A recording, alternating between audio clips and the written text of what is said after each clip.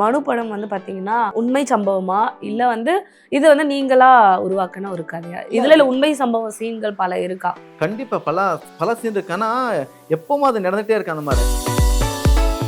இப்போ நீங்க இந்த கதை எழுதும்போது உங்களுக்கு சில இப்போ நடக்கிற சில சம்பவங்கள் இந்த கேஸ்ட் வைஸா இருக்கட்டும், இப்பவும் வந்து அதெல்லாம் நடந்துட்டு இருக்கு, இப்பவும் வந்து நிறைய ஃபேஸ் பண்ணிட்டு இருக்காங்க அப்படின்னு நீங்க நினைக்கிறீங்களா? கண்டிப்பா ஆயிருக்கு. 2-3 மாசமா தானே இங்க சென்னையில ஆச்சு. உங்களுக்குன்னு ஒரு ஆள் இன்ஸ்பயர்னு இருப்பாங்க இல்லையா? டைரக்டராவோ எடிட்டர் விட்டுருங்க, டைரக்டரா ஒருத்தர் இன்ஸ்பயரா இருப்பாங்க. அது கன்னடம்ல இருக்கலாம், தெலுங்குல இருக்கலாம், மலையாளம்ல இருக்கலாம், தமிழ்ல இருக்கலாம், அந்த பேன் இந்தியால எங்க வேணாலும் இருக்கலாம். யார் உங்களுக்கு இன்ஸ்பயர்? உபேந்திரா சார் தான். கன்னடால உபேந்திரா தெரிஞ்சிருக்கும் உங்களுக்கு.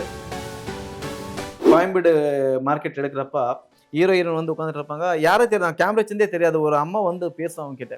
அம்மா நினைச்சு ரியல்ல இவங்க 2 பேர் ஓடிட்டு ஓடி வந்தாங்கன்னு நினைச்சிட்டேன். அம்மா கேமராக்கு தெரியாது. அவங்க வந்து ரியல்ல பேசுறப்ப அந்த பாண்டிங் அவ்வளவு அழகா இருந்துச்சுனாக்கா.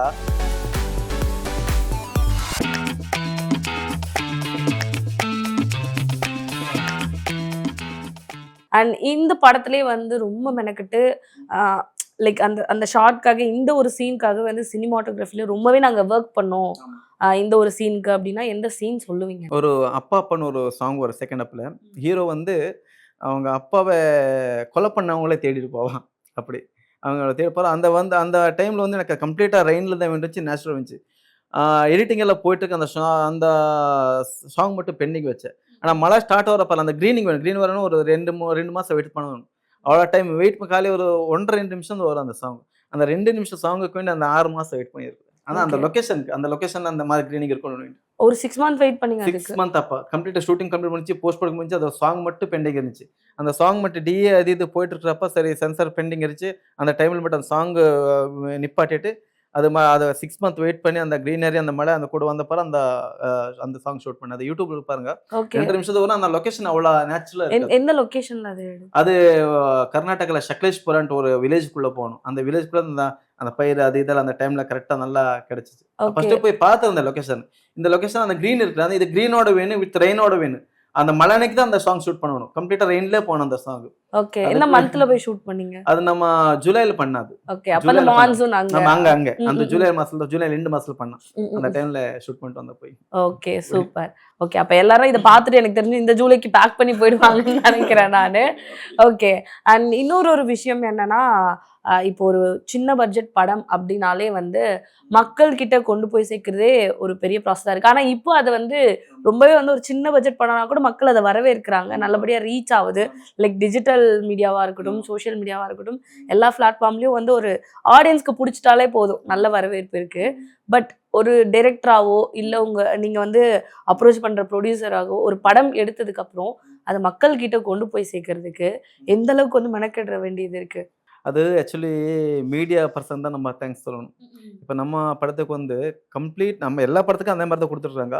ஒரு சின்ன படமும் பார்க்காத, ஒரு படத்துல இருக்கிற விஷயம் கரெக்ட்டா சொல்லியிருக்காங்க. நம்ம பெருசா கரெக்ட்டா சொல்லியிருக்காங்கன்னு சொல்லிட்டு அந்த விஷயத்த கம்ப்ளீட்டா ஒரு பாசிட்டிவா ரிவ்யூ குடுத்தாங்க எல்லாரும். அது என்ன கிரெடிட் இருந்தாலும் கம்ப்ளீட்டா அந்த மீடியாக்கார தான் நான் விடுறேன். ஒரு மீடியாக்கார ஒரு பர்சன் அவங்க கரெக்ட்டா முடிவு பண்ணிட்டாங்களா இந்த படத்த தூக்கணும்னு சொல்லிட்டு ரொம்ப ஈஸி. அவங்க கையில தான் இருக்கு. அவங்க எப்படி முடிவு எடுக்குறாங்க அதுல மேல தான் டிபெண்ட். அப்படி எல்லா படத்துக்கும் அதே மாரி சப்போர்ட் பண்ணிருக்காங்க. நம்ம படத்துக்கு கூட அதே மாரி சப்போர்ட் பண்ணாங்க. அந்த சப்போர்ட் தான் இந்த அளவுக்கு ரீச் ஆவறக்கு ரீசன். Okay, super.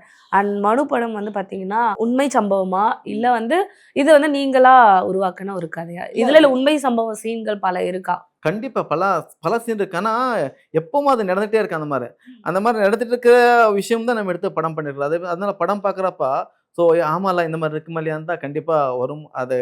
அதுக்கு ஸ்டாப்பே இருக்காது. நம்ம எவ்வளவே அது சேஞ்ச் ஆகும்னு நெனச்சாலும் ஸ்டாப்பே இருக்காது. ஆனா முடிஞ்ச அளவு நம்ம அது ஒரு கம்ப்ளீட்டா அதுலருந்து வெளிய வரணும்னு நெனச்சதா படம் பண்ணிருக்கலாம். அது பார்க்கலாம் அப்படி. ஓகே. அண்ட் ஸ்டார்ட்டிங்கே சொன்னீங்க, ஆணவ பழுகொடை அதுக்கப்புறம் வந்து கேஸ்ட் ரிலேட்டடா இருக்கும் அப்படின்ற மாரி. ஸோ இப்போ நீங்க இந்த கதை எழுதும்போது உங்களுக்கு சில இப்போ நடக்கிற சில சம்பவங்கள் இந்த கேஸ்ட் வைஸா இருக்கட்டும், இப்பவும் வந்து அதெல்லாம் நடந்துட்டு இருக்கு, இப்பவும் வந்து நிறைய ஃபேஸ் பண்ணிட்டு இருக்காங்க அப்படின்னு நீங்க நினைக்கிறீங்களா?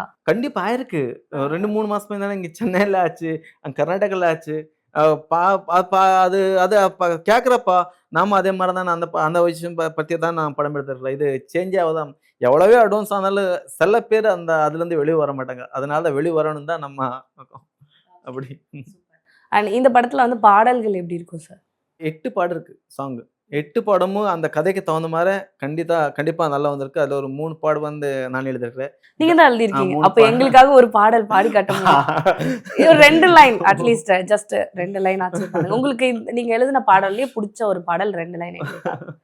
ஃபர்ஸ்ட் வந்து கௌதம்னு ஒரு 2 பாடு எழுதினாரு. அது கோடீஸ்வரன் அந்த விஜய் சொல்ற பாட்டு எழுதினாரு. அப்ப அப்பா அப்பா பாட்டு நான் தான் எழுதினேன். அதனால அப்பா அப்பா பாடலாம் வராது. இல்ல சும்மா 2 லைன் எங்களுக்காக நீங்க பாடுங்க. அது என்ன ஆக்சுவலி நான் கன்னடத்துல எழுதியிருப்பேன். கன்னடத்துல வந்து தமிழுக்கு டிரான்ஸ்லேஷன் பண்ண பண்ணணும். வச்சேன். அதனால தான் வேற இல்ல பாடிருப்பேன். பாட்டு எனக்கு தமிழ் எழுத வராது, படிக்க வராது. கன்னடா தான் நானு. பட் ஆனா தமிழ் பேசுறீங்க. நான் தமிழ் பேச வரும் எனக்கு. ஆனா பெர்ஃபெக்ட்டா வராது. ஒரு 60% வருது அவ்வளவுதான். அது கம்ப்ளீட்டா கன்னடத்துல எழுதினப்ப எனக்கு இதே மாதிரி சேம் தமிழ் வேணும்னு சொல்லிட்டு வேற ஒரு ரைட்டர் வச்சு கம்ப்ளீட்டா அந்த மாதிரி டிரான்ஸ்லேஷன் பண்ணி தான் இந்த சாங் எல்லாம் பண்ணதுனால. இப்போ நீங்க டயலாக் என்ன சொல்ற ஒரு நல்ல டயலாக் சொல்லுங்க. ஓகே. ஓகே. கிளைமேக்ஸ்ல ஹீரோ வந்து கொல்லணும்னு ஹீரோயினோட அப்பா வருவாரு.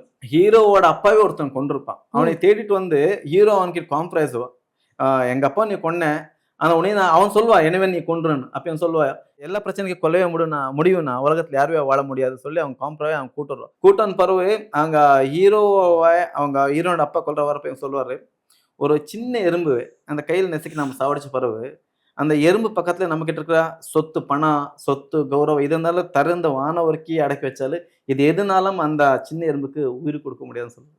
அது இன்னைக்கு கூட படம் பாக்குறப்ப அந்த டைலாக் பத்தி பேசுனாங்க. ஆனா அது அவ்வளவு பெரிய விஷயம். அது ரியல் தான். ஒரு எறும்பு சின்ன எறும்பு நசுக்கி சாவடிச்சுட்டா எதையே வச்சாலும் யாருனாலும் அந்த உயிரை திருப்பி கொடுக்க முடியாது. அதே மாதிரிதான் ஒரு மனுஷன் இன்னொரு மனுஷன் கொண்டான் எதுனாலும் அவன் உயிரை திருப்பி தர முடியாது. அதே மனுஷன் உயிரோட இருந்தா சந்தோஷமா வாழலாம். சந்தோஷமா வாழ்றதுதான் மனுஷனோட வாழ்க்கைங்கிறது. Okay, super. ரொம்ப அழகா சொன்னீங்க. அண்ட் இப்போ ஆஸ் அ டைரக்டரா அடுத்து என்ன மாதிரி ஜானர்ல வந்து உங்களுக்கு படம் பண்ணணும்னு ஆசை? இல்ல படம் பண்ணணும் பெரிய பெரிய கனவுகள்லாம் இருக்கு. ஆனா அதே மாதிரி ப்ரொடியூசர் அமையணும், டீம் அமையணும். நமக்கு எது அமையுதோ அதுக்கு தகுந்த மாதிரி நாம போயிடலாம் தான் என் மைண்ட்ல இருக்கிறது. பெரிய பெரிய கனவுகள்லாம் இருக்கு.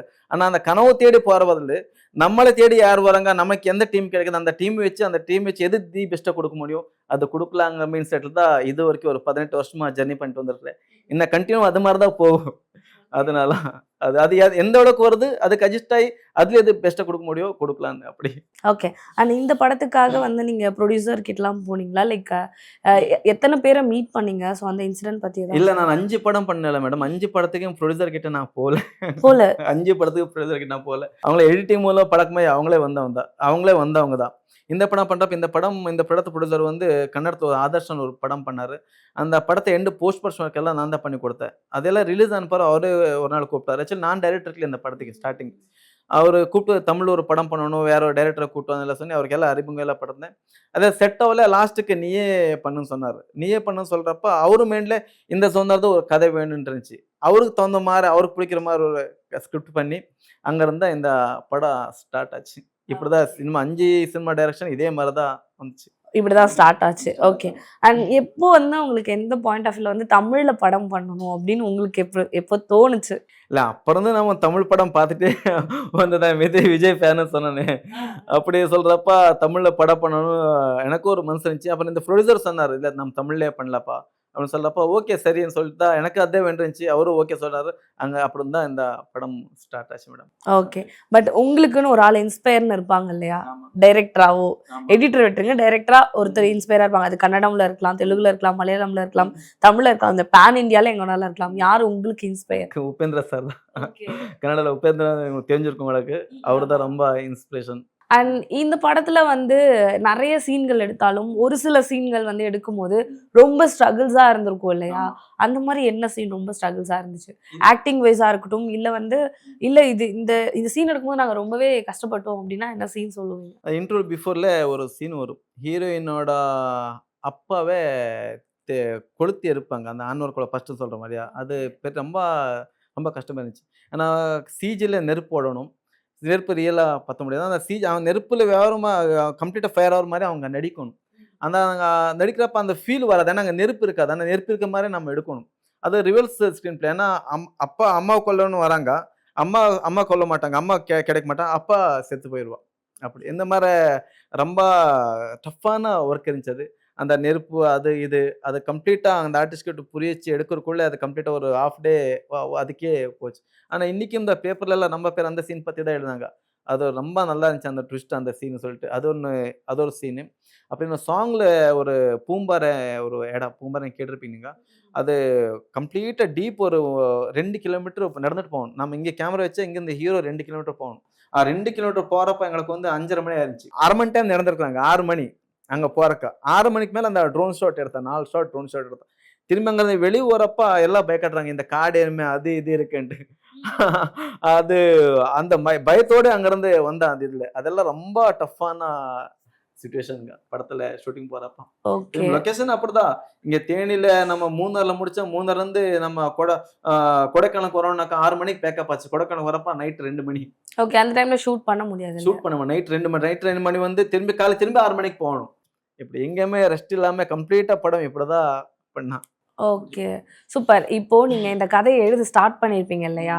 ஸ்டார்ட்டிங்கே கண்டிப்பா ஒரு சீன் உங்களுக்கு மைண்ட்ல இருந்திருக்கும். அந்த சீன்ல தான் நீங்க எழுதியிருப்பீங்க. எடிட்டர் பாயிண்ட் ஆஃப் வியூவும் சரி, டைரக்டர் பாயிண்ட் ஆஃப் வியூவும் சரி. முதல்ல அந்த சீன் தான் எடுத்தீங்களா? ஸோ அந்த சீன் எடிட் பண்ணும்போது உங்களுக்கு என்ன தோணுச்சு ஃபர்ஸ்ட்டு? இல்ல ஃபர்ஸ்ட் நான் எழுதும் இந்த கிளைமேக்ஸ் அப்படி டயலாக் சொன்னேன்ல, அந்த டயலாக் தான் ஃபர்ஸ்ட் நான் எழுதுனேன். அதுதான் ஃபர்ஸ்ட் அது எழுதினேன். ஆனா அது எடுத்தது வந்து லாஸ்ட் தான் எடுத்ததுவே. லாஸ்ட்ல தான் எடுத்தீங்க.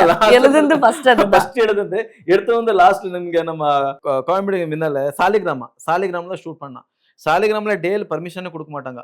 நான் 35, 40 பேர் ஃபைட்டர்ஸ், ரியல் ரெயின் காலையில 8 மணிலிருந்து நான் ஈவினிங் 6 மணி வரைக்கும் அந்த சாலிகிராம்ல வித் ரெயினோட ஷூட் பண்ணேன். அது ரொம்ப டஃப்பா பப்ளிக் எல்லாம் போயிட்டு இருப்பாங்க. எவ்வளவு பப்ளிக் போனா அன்னைக்கு கொஞ்சம் 6 கேமரா வச்சிருந்தேன் அன்னைக்கு.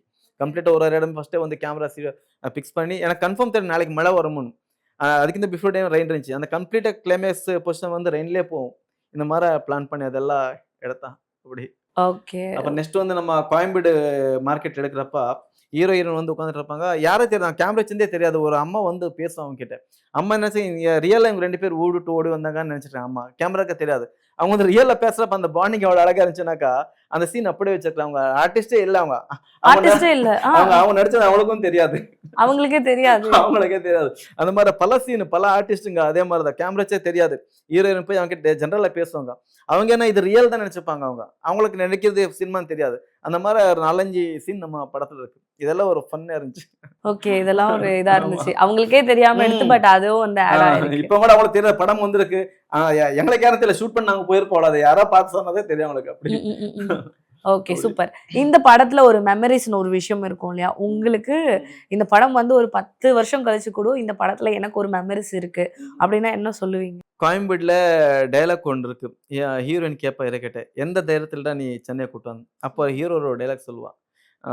கலைஞர், ஜெயலலிதா அம்மா, அப்புறம் ரஜினிகாந்த், கமல்ஹாசன் இவங்க எல்லாம் சேர்ந்துட்டு இவங்களை எல்லாம் இவ்வளவு உயரத்துக்கு கொண்டு வந்த இந்த ஊர் நம்மளுக்கு ஒரு சின்ன வாழ்க்கை கொடுக்காதான்னு அதான் கவனம் வரும். ரொம்ப அழகா நிறைய விஷயங்களை பேசணும். இப்போ வந்து ஒரு ரேபிட் ஃபயர் கொஸ்டின்ஸ் இருக்கு. நான் டப்பு டப்புன்னு கேள்வி வைப்பேன். அதுக்கு வந்து நீங்க பதில் சொல்ற மாதிரி இருக்கும். டைரக்டர் சேரா இல்ல எடிட்டிங் டேபிளா எதுல உட்காந்து உங்களுக்கு வந்து கடவுள் மாதிரி ஃபீல் ஆகும்? எதுல உட்கார்ந்தா உங்களுக்கு கடவுள் மாதிரி ஃபீல் ஆகும்? 2 கண்ணு மாதிரி தான் மேடம். 2 கண்ணு மாதிரி தான். எதுல உட்கார்ந்தாலும் ஆமா. ஓகே. ஸ்கிரிப்ட் எழுதுறது ஈஸியா இல்ல ஆக்டர் கிட்ட நடிக்க வைக்கிறது ஈஸியா? ஆக்சுவலி ஸ்கிரிப்ட் எழுதுறது ஈஸி. அது எழுதுன மாதிரி நம்ம நடிகர் கிட்ட வாங்கணும் இல்லையா? அது கஷ்டம். அது மாதிரி வாங்கணும் நம்ம. ஓகே. அண்ட் மனு 2 பார்ட் எடுக்கிற ஏதாச்சும் சான்சஸ் இருக்கா?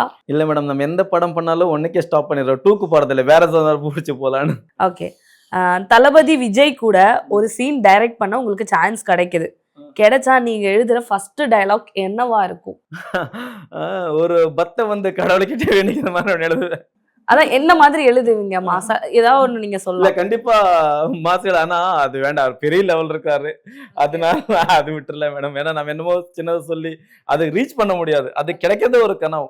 அது கிடைச்சப்ப கண்டிப்பா ஒரு பெருசா பண்ணலாம். Okay super. ஓகே.